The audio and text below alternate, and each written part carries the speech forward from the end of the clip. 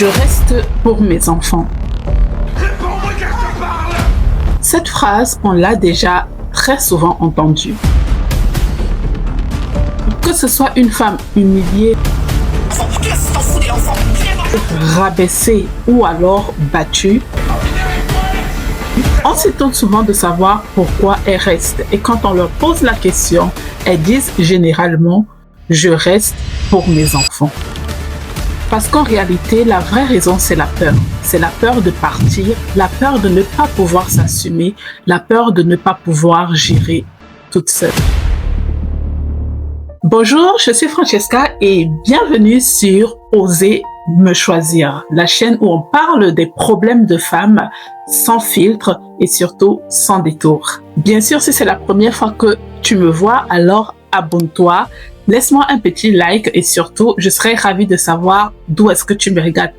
Sincèrement, on a rendu cette phrase très normale. Je reste pour mes enfants. C'est devenu presque noble, comme si accepter la souffrance, vivre toutes sortes d'humiliations était devenu comme le symbole ou alors la preuve de l'amour.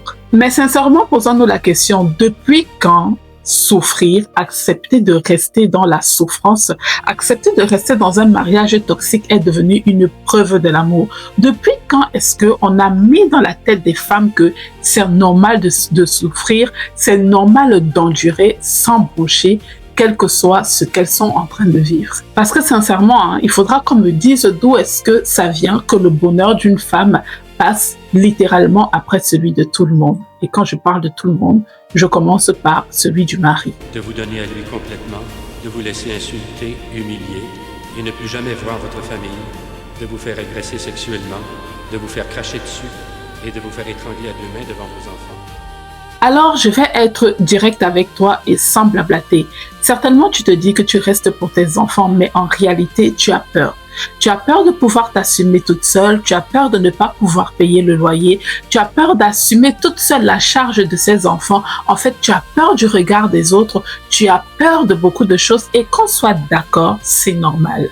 C'est humain. C'est normal d'avoir peur, mais le problème est que si tu n'identifies pas cette peur, tu ne pourras pas prendre des actions ou alors mettre des actions en place qui vont te permettre de sortir de ce chaos dans lequel tu te trouves actuellement. Je vais te poser une question. Il faut que tu sois honnête parce que là, tu es en train de me regarder, tu es toute seule, tu as peut-être tes écouteurs et je vais te poser une question. Si aujourd'hui l'argent n'était plus un problème, si tu avais la certitude d'avoir, allez, on va dire 10 000 euros par mois et est-ce que tu penses qu'avec un tel revenu, tu accepterais encore de rester dans ce mariage, dans cette relation?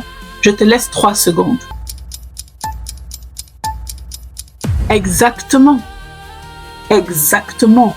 Donc tu peux bien te rendre compte que tu ne restes pas pour tes enfants.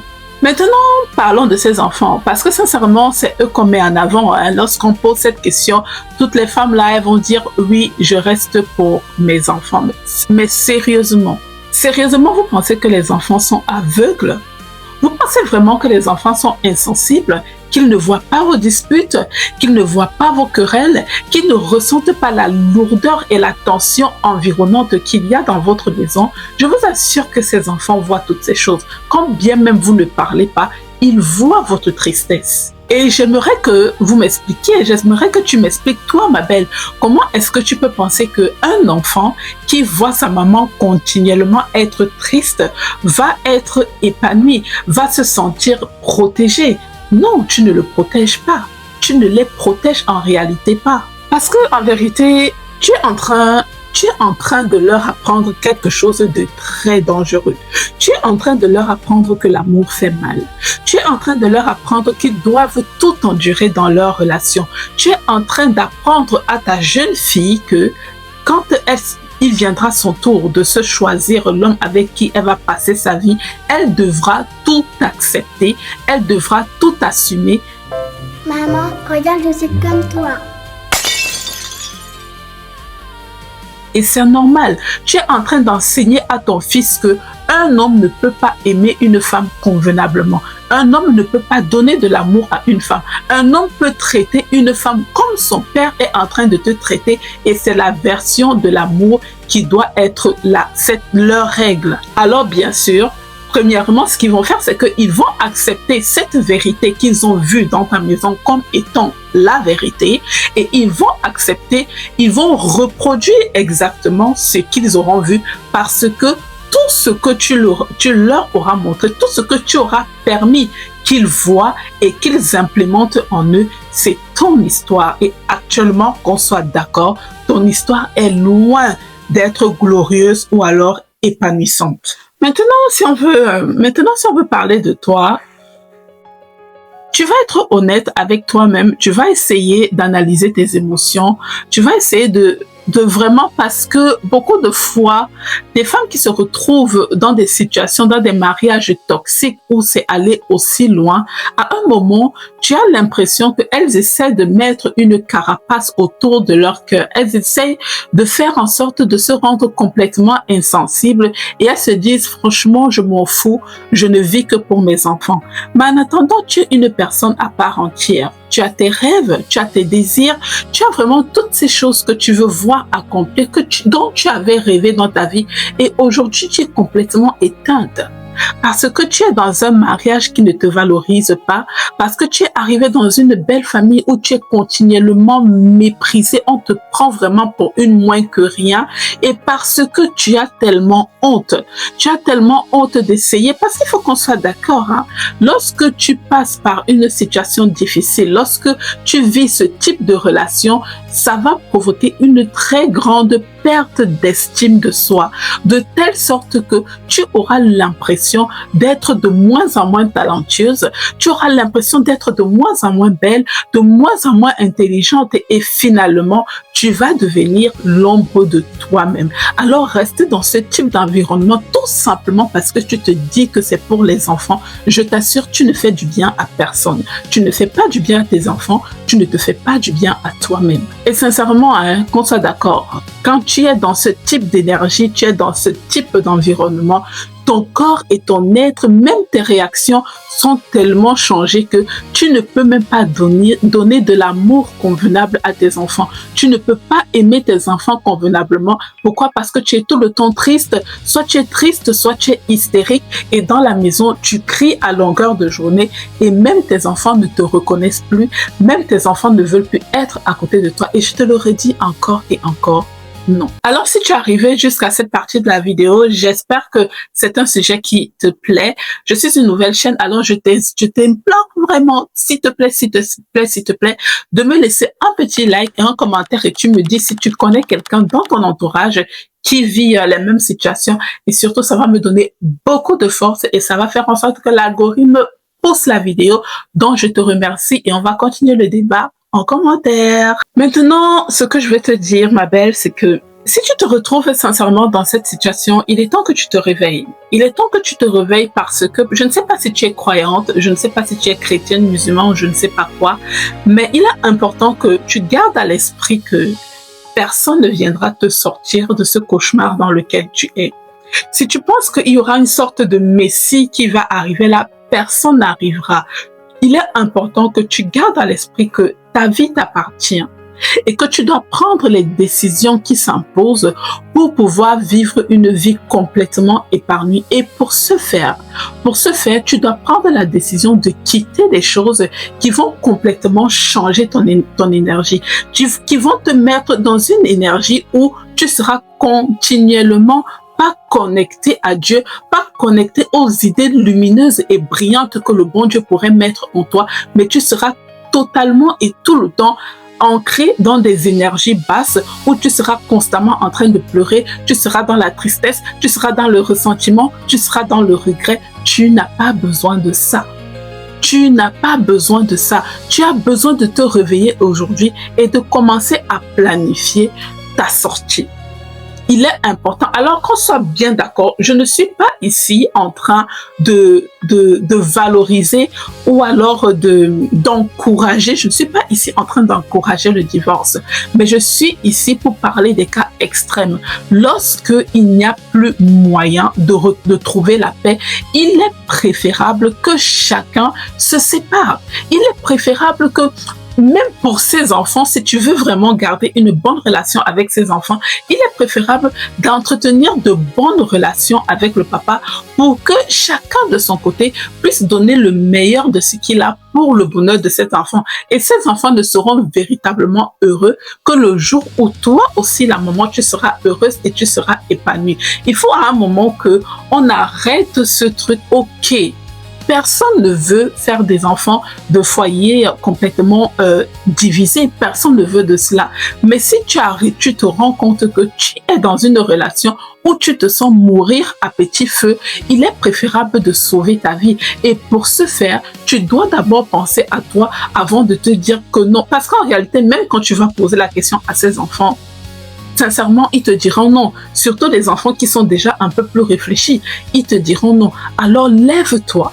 Commence à programmer ta sortie et pour ce faire, tu vas d'abord commencer par prendre la résolution de reconnaître que dans ce mariage, dans cette relation, tu t'es perdu.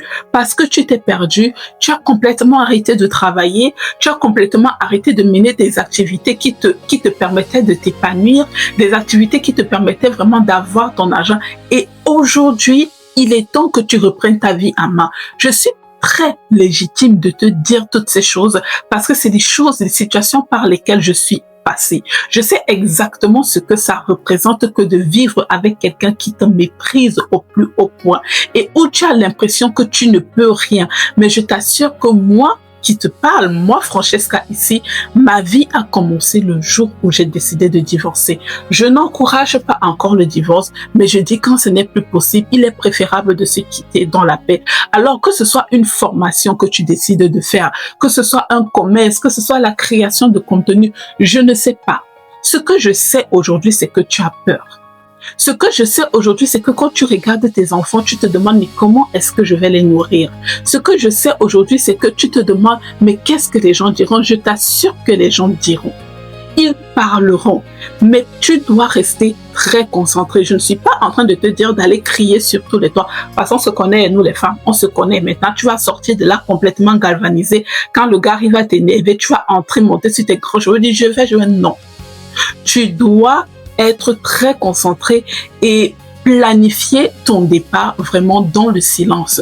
Que ce soit un business, essaie d'épargner, même si c'est 50 € par mois, essaie d'épargner, essaie d'avoir une discipline. Si tu penses que le travail que tu fais aujourd'hui, si tu dois t'occuper des enfants tout seul, tu ne pourras pas, essaie de faire des formations. Essaie de faire des formations, essaie d'apprendre de nouvelles compétences.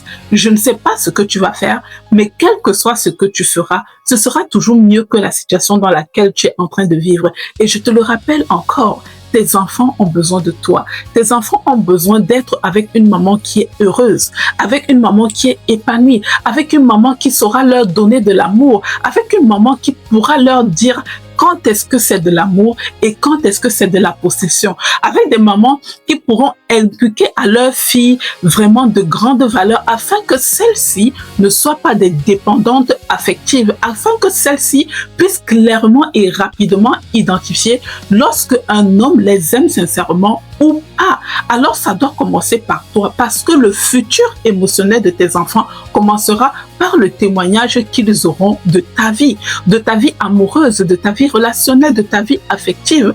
Alors si tu penses vraiment que tu veux le bonheur de tes enfants, le bonheur de tes enfants passera déjà d'abord par ton bonheur. Donc lève-toi parce que beaucoup trop de femmes restent encore dans des situations chaotiques tout simplement parce que elles n'ont pas les moyens de s'assumer.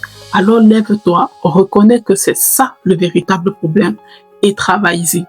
Je suis Francesca, je vais te laisser avec ceci ici pour le moment pour ne pas te surcharger. Mais ma prière pour toi vraiment, c'est que le Seigneur t'accompagne et qui te guide, qui te donne de la clairvoyance vraiment, de pouvoir mettre des actions en place, des actions stratégiques qui vont faire en sorte que toi, tu puisses être de nouveau reconnecté à son plan divin et que vraiment le plan et le programme qu'il a pour toi et pour chacun de ses enfants, de tes enfants, puisse vraiment être mis à exécution. Je suis Francesca, abonne-toi et surtout, n'hésite pas de me dire en commentaire ce que tu as ressenti lorsque tu as regardé cette vidéo et je te laisse avec cette vidéo qui parle du syndrome du sauveur. Si tu as l'impression de porter trop de charges sur tes épaules ou tu as l'impression que tu as tellement donné, mais que à ton tour, il n'y a personne pour te venir en aide, il n'y a personne pour te soutenir, va regarder cette vidéo sur le syndrome du sauveur. Je pense que tu en apprendras beaucoup plus parce que ici, je te le redis encore, on est là pour travailler ton mindset et surtout t'aider vraiment à remettre toutes tes idées en place et à devenir vraiment cette meilleure version de toi-même. Je suis Francesca et je te dis à très bientôt pour la prochaine vidéo. Ciao! Bisous!